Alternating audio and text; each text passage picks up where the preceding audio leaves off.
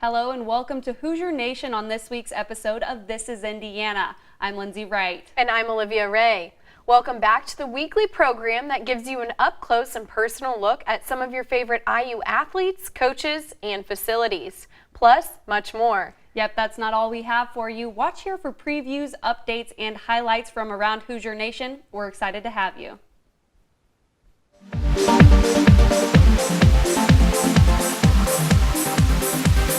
Let me see your hands up, up, up, up in the air, higher and higher. See your hands up, up, up in the air, higher and higher, higher and higher, higher and higher. The Hoosiers have been hard at work this week. We have the latest game coverage for you right here, so let's get down to it. It ended up being the football team took a tough loss over the homecoming weekend to Big Ten matchup Nebraska.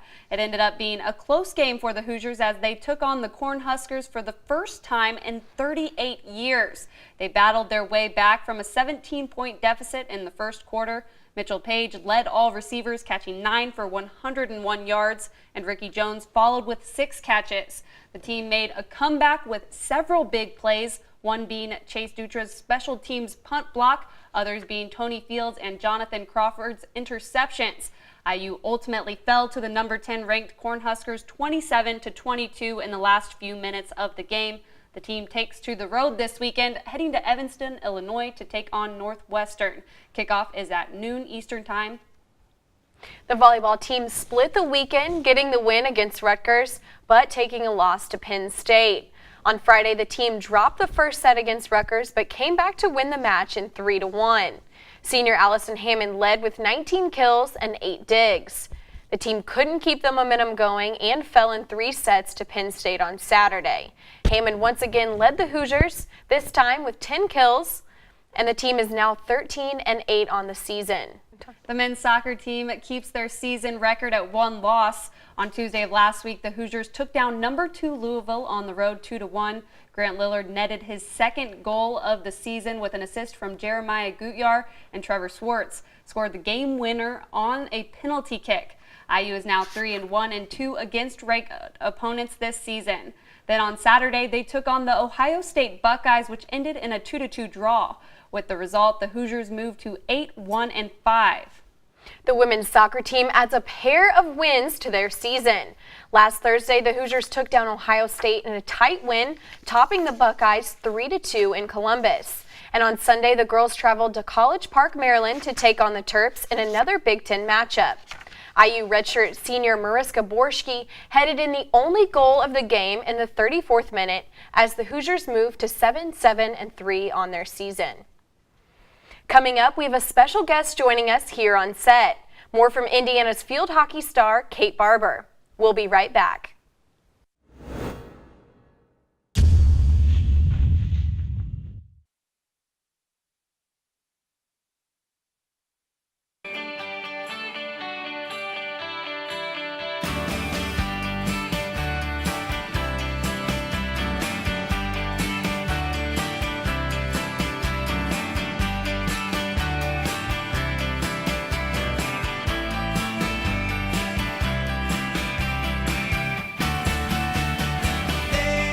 Hi, I'm Sage Steele of ESPN. I wouldn't be here if it weren't for Indiana University.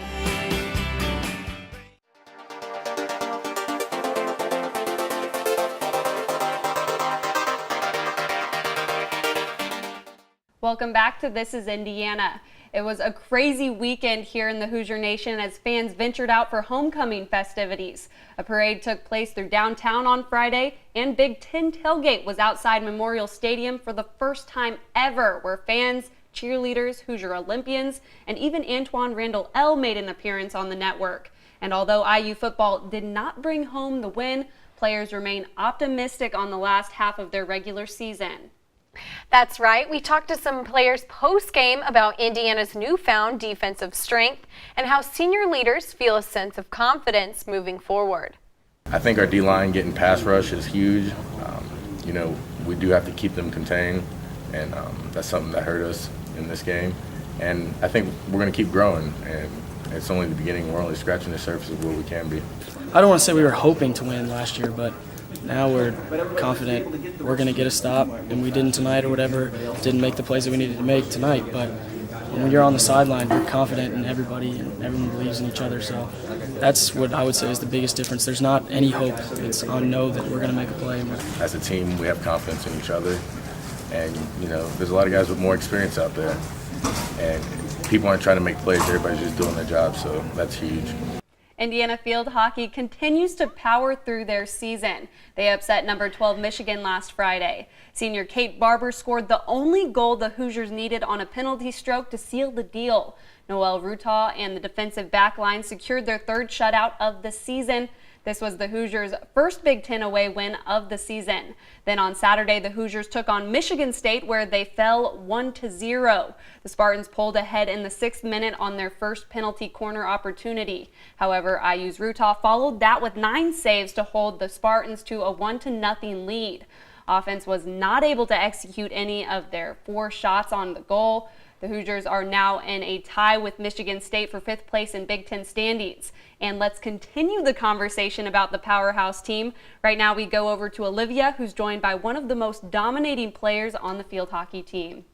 Joining me now is an Indiana field hockey midfielder, defender, all of the above, who has a collection of NCAA and Big Ten honors, which she rightfully earned with her competitive scoring ability.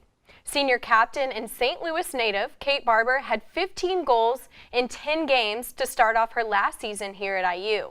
This 1.5 goal per game average led all NCAA Division I scorers. And she leads the Big Ten in game-winning goals. Just this weekend, Kate scored the goal to give Indiana their first Big Ten away win of the season to upset Michigan. This goal put her 1 goal away to Indiana's single-season record. Now she is preparing for her final home game as a Hoosier with senior night coming up this Friday. Kate, thanks for joining us. Thanks for having me. So Kate, this game that we were just talking about where you upset Michigan, that was actually Indiana field hockey's first road win against a ranked opponent in 10 years, and you netted that game-winning goal. So how did that feel, and what was your teammates' reaction to that? I think just all around we were all so excited for Taylor Pearson to get the opportunity to get the stroke called for us. It was great attacking for us, and then for AJ to have the confidence in me to take the stroke. I think it just kind of gives me a lot of energy and like fight to want to put the ball in the back of the net. And yeah, you definitely have a lot of fight. You're now just 1 goal away from Indiana's single season record, and you are right up there in NCAA scores.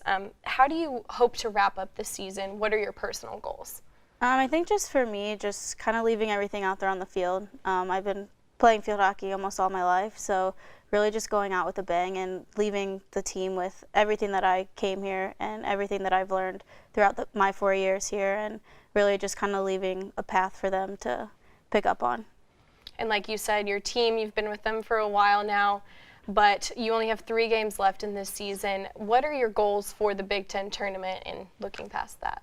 Obviously, one of our goals for Big Tens is to win the Big Ten championship, but first we got to get to the tournament now that one team doesn't make it. But I think we've kind of solidified our slot in the Big Ten tournament, so really just finding out where we seed and who we're going to face next in the tournament. And like you said, you've been playing field hockey almost your entire life, so can you tell me how you started and when that began?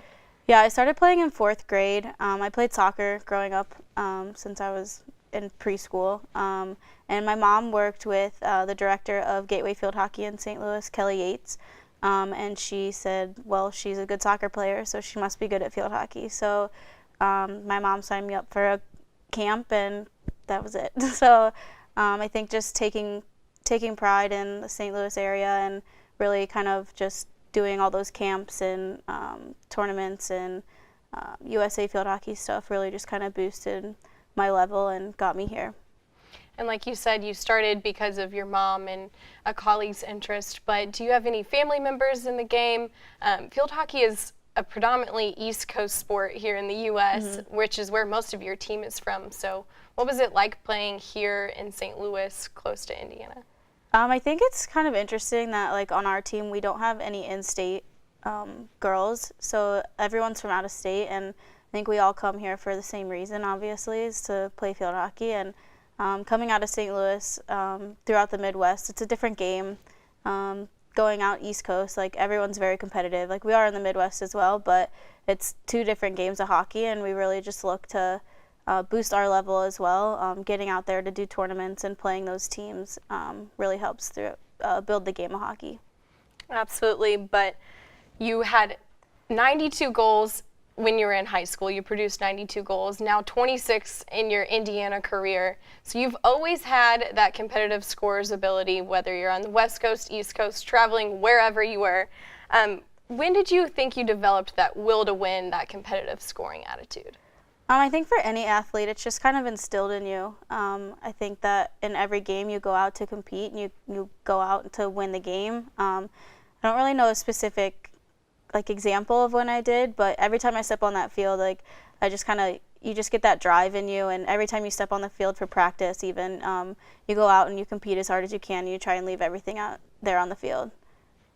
And so you have actually started and played in every game since you came here as a Hoosier, 68 total, and this Friday you will play your last home game as a Hoosier. So how is that going to feel for you?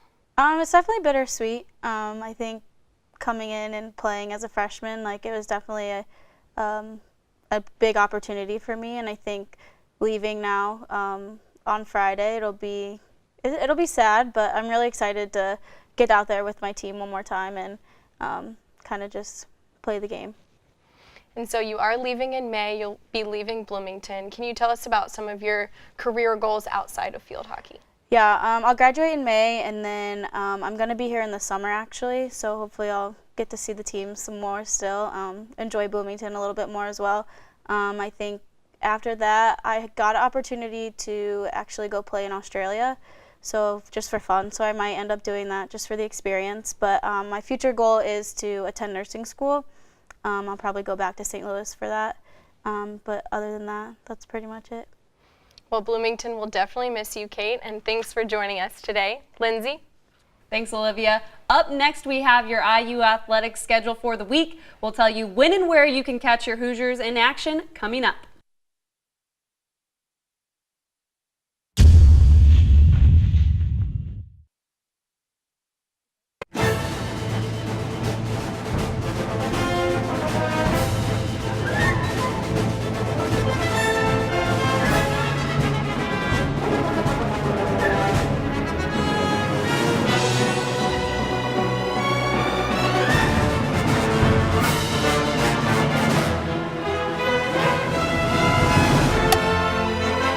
I wouldn't be here if it weren't for Indiana University.